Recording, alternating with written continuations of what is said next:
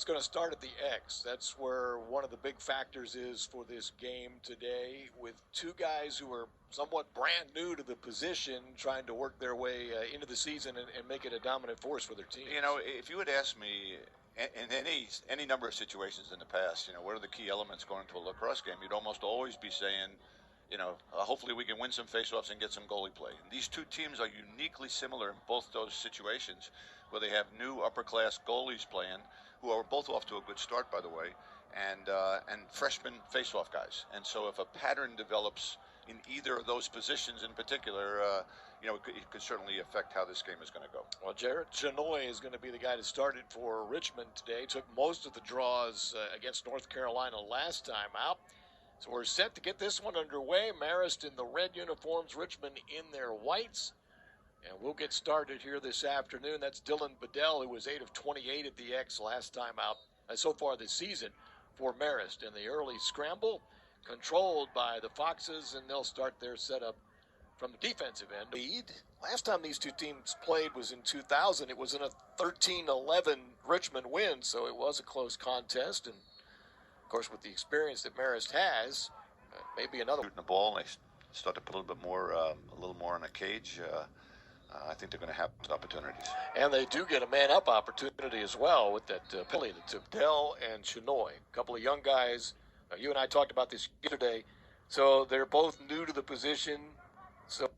And they've got a new player in there for the draw this time. That was J.T. Rosell, who's taken some of their draws, but Richmond comes away with possession.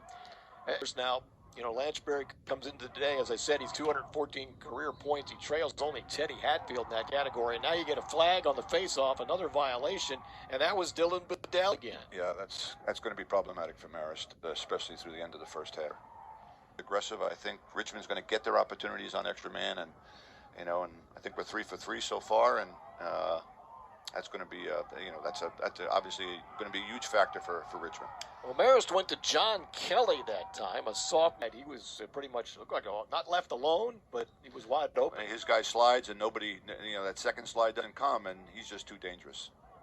Face-off violation, and this will go to Marist this time, who was in there last time. Working against Jared Chenoy.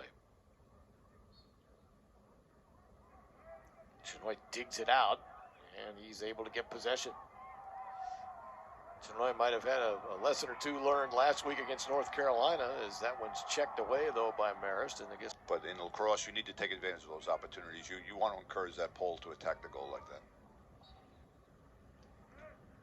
And now this is dug out. Scoop and score maybe, but a last-second pass, and a Richmond goal comes off of it. Lanchbury on the wing on the assist by Chenoy, who won the draw and took it downfield. That's where in any segment of the game, if you can win face-offs, you can turn a game around a little bit. You know, you just keep getting the ball back. Good job by Chenoy there. Excellent pass.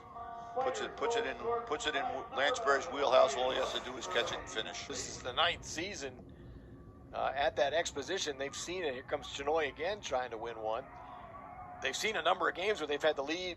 Job to get it going there.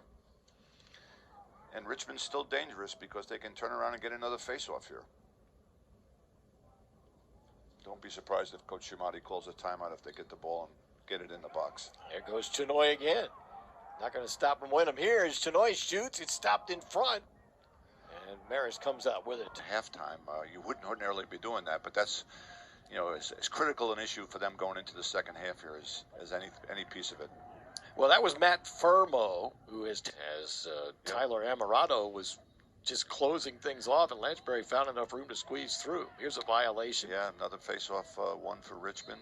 And what I was suggesting before about the extra man situation. Done a great job for Richmond today, as we've talked about that. 11 of 13 face-off, operating at 80%. And remember, he's the Southern Conference Defensive Player of the Week last week for his performance against Carolina. Well, he might pull out another honor this week as another face-off won by Chenoy. And, you know, you look at 8 saves, you know. That offensive prowess he exhibited at Mount St. Mary's as he scores again today. That's his second goal today. And they got Rosell facing off. They got the pole facing off for Marist. Roselle lost his stick. Been a really solid effort by Richmond in so many different spots. I think what you're talking to your team about in the huddle coming out for the fourth quarter in a game like this is that we want to take care of the clock. We want to use some of the clock on every offensive possession. We still need to remain aggressive. That's what the shot clock has given to the game and to the spectators. And we want to, fellas, we want to eliminate the mental mistakes. You know, we don't want to take avoidable fouls. You know, we want to make sure that our passing lanes. You know, get guys open so we have people to throw the ball to. You know, so I think we'd be looking for that as much as anything else. And the Marist. Look at his numbers. He's taken 3 shots. He's had 7 ground balls. He's caused 4 turnovers today. Meanwhile, another successful attempt for Chenoy. He's going to try to fire, and he'll bounce one in, and that will be the goal for Jared Chenoy off of the draw, and Richmond gets it right back to go ahead now by the margin of 13-3. And emotionally, that can be so devastating for a team like Marist to finally get a goal and then to have Richmond come right back and score off the faceoff. It just kind of, you know, nullifies any benefit of having scored the goal. Well, we've talked a lot about Chenoy, the freshman out of Florida. That is his first goal of his collegiate career. And many times we see this off of that draw down where the guy will go close to scoop it and score. And that is what Chenoy did there. And now a new man at the X for Richmond here. Yeah, they bring out the Garlow to face off. I know that Coach Chenoy in the unsettled, that's a slam dunk for him. And so Garlow working again at the X here. And a whistle sounds.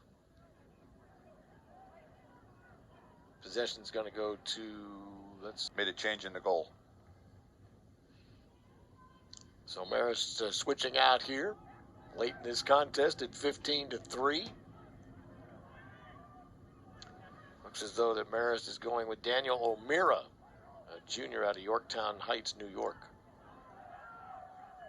And he'll get possession of it. Bench are getting a chance to get out there and get something done here. Well, Delegati made 7 appearances and 4 starts last year, had 4 goals last season. His sophomore year, you know, as a coach, as you're preparing the scout or whatever else, you're telling your guys, we're treating Roselle like he's an offensive player. Well, he was the one to watch at 6'5", 220, a midfielder, a freshman, and getting his first collegiate goal there.